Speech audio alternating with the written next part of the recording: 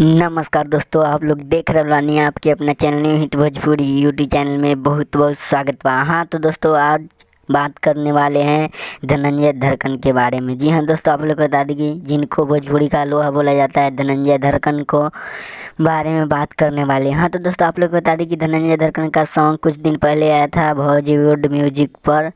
जी हाँ दोस्तों, बॉलीवुड म्यूजिक वर्ल्ड पर आया था धनंजय धड़कन का सॉन्ग मलतानी बाम। जी हाँ दोस्तों, आप लोग को बता दें कि ऑडियो गाना का भरपूर प्यार दुलार से बाद मिलने के बाद इसका वीडियो भी रिलीज कर दिया गया है। जी हाँ दोस्तों, आप लोग को बता दें कि सबसे पहले इसका टीजर रिलीज किया गया था करीब करीब अभी 17 से 18 घंटा में 1 लाख से ज़्यादा व्यू प्राप्त कर चुका है इसका टीजर भी, और इसका फुल सॉन्ग भी बॉलीवुड म्यूजिक वर्ल्ड पर। जी हाँ दोस्तों, आप लोग को बता दें कि बॉलीवुड म्यूजिक वर्ल्ड पर आप लोग जाके सुने और धनंजय धड़कन का गाने को प्यार दुलार आशीर्वाद दें। हाँ तो दोस्तों, आज के लिए इतना ही, मिलते हैं अगले वीडियो में। जय हिंद, जय भोजपुरी।